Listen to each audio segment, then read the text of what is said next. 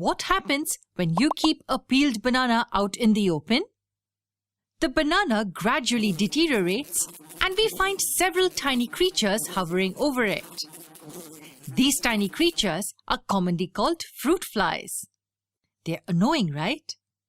But did you know that these small wonders are one of the most powerful tools for geneticists? Sounds hard to believe, but these fruit flies are used as model organisms in genetics. Let me tell you an extremely important and unbelievable fact. Did you know that the common fruit fly, Drosophila melanogaster, and humans have genes that are almost 60% similar to each other? You heard me right. Just a total of 8 chromosomes in this tiny creature contains around 60% genes similar to the humans.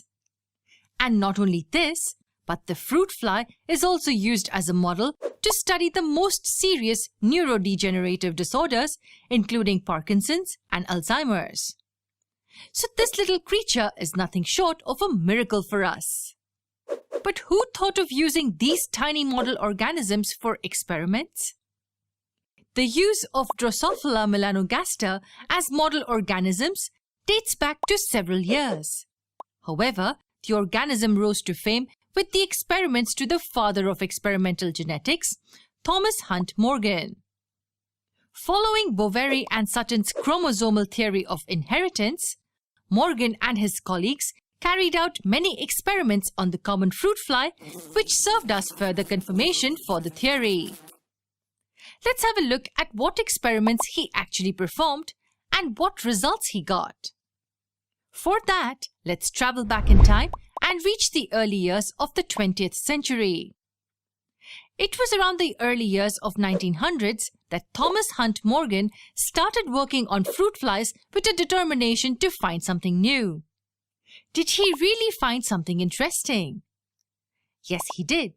One fine day, in a vial containing red-eyed flies, Morgan found something strange. He could spot a male fly with white-colored eyes. Morgan knew that this is a special type of mutant, and the experiments with this will lead to a new path in genetics. So how did he plan his experiments? What was the procedure? Let's find that out in the next part. Imagine you're working in a lab with a little fruit fly. One fine day, you find an unusual mutant among the other wild types. The wild type means the ones normally found in nature, or the natural forms to be precise. So the mutant form means the ones that have undergone some random or unusual changes. For example, red eye color is the natural or wild type of variety in fruit flies. But the white eye color is a mutant form. So what would you do if you find a mutant type of fruit fly in a vial one day? I'm sure anyone would simply grab the opportunity and begin experimenting with this unique variety. The father of experimental genetics, Thomas Hunt Morgan, was not an exception to this. One fine day, he found a unique mutant in one of his vials while working in the lab. The mutant was a white-eyed male fruit fly. Soon he realized that the exclusive mutant was an ideal model for carrying several experiments that would lead us to new paths in genetics. Let's begin understanding how Morgan carried out his famous experiments on the fruit fly, which later proved the chromosomal theory of inheritance better. Morgan crossed the white-eyed male with a wild type, that is, a red-eyed female. The F1 generation had all the offsprings with red-colored eyes. This showed that red eye color is a dominant trait. Okay, so what's next then? Morgan stepped ahead to cross the F1 hybrids. What he expected was a 3-to-1 ratio. That is what we get in the F2 generation, right? And what should the genotypic ratio be? It should be 1:2:1. And is this what Morgan obtained? Yes, Morgan obtained 3 red-eyed flies and 1 white-eyed fly in the F2 generation. Also, the genotypic ratio was 1 to 2 to 1. These results suggest that Mendel's experiments were correct? Kind of. Mendel had obtained ratios for plants. Here, we considered animals for the experiment. That is why, although Morgan had obtained the ratios just like Mendel did, things didn't end here. Morgan obtained only one white-eyed fly in the F2 generation. But note that this fly is a male. This unfolds a lot of hidden ambiguities. Why didn't he obtain a white-eyed female? Did this hint at something? That's a right guess. The results not only gave a proof of the chromosomal theory of inheritance, but also helped in shining light on newer concepts. Morgan assumed that the eye color genes that are passed down the generation are sex-linked. Now, what could this be? Let's get introduced to this term first. We know that chromosomes in organisms are of two parts. One type is called autosomes, which are simply not the sex chromosomes. And the second category is the sex chromosomes themselves, which determine the sex of the organism. These chromosomes are usually represented with the letters X and Y.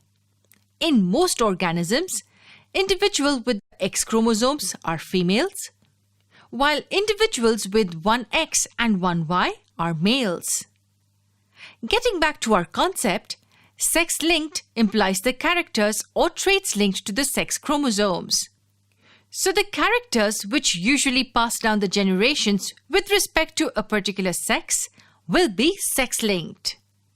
So in this case, Morgan did not stop at the fact that his results confirmed the chromosomal theory. He went a step ahead and put forth the assumption that the genes for eye color are present on the X chromosome in the fruit fly. In the next part, let's understand what Morgan had to say about this. We are in the midst of studying Thomas Morgan's experiment. We have seen so far that Morgan crossed a white-eyed male with a red-eyed female, which is the wild type.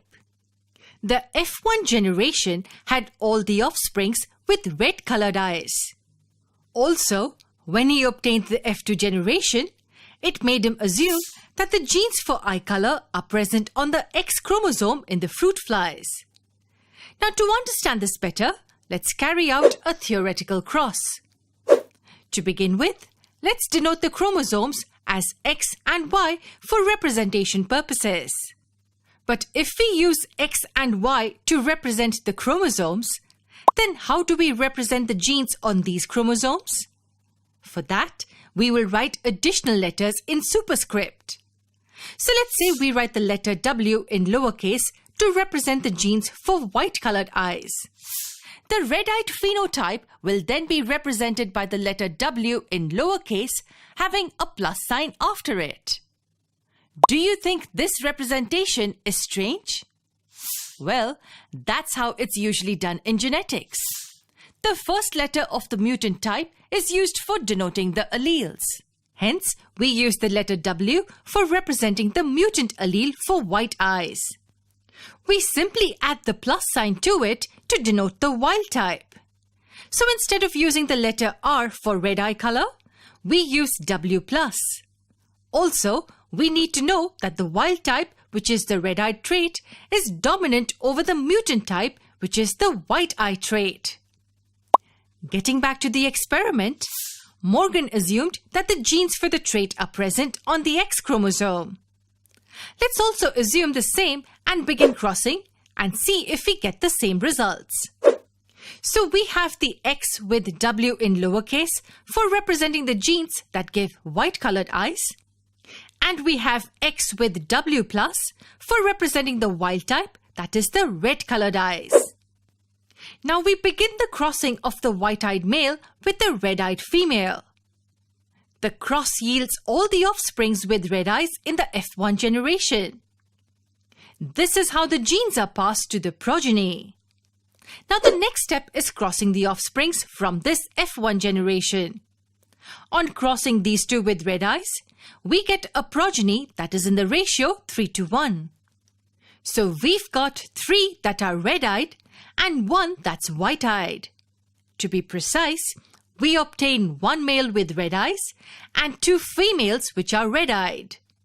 The only white-eyed fly is this male here. If you remember, Morgan obtained the same result. So this assumption that we made gave us the same results as the Morgan's cross. Hence the assumption that the genes for eye color were present on the X chromosome in fruit flies is correct. Now, what if the alleles would have been present on the Y chromosome? Then the trait would have been visible only in males. That's because in organisms like Drosophila, males have 1 X chromosome and 1 Y chromosome, and females have both X chromosomes. To summarize, this experiment helped Morgan to prove that genes are present on chromosomes.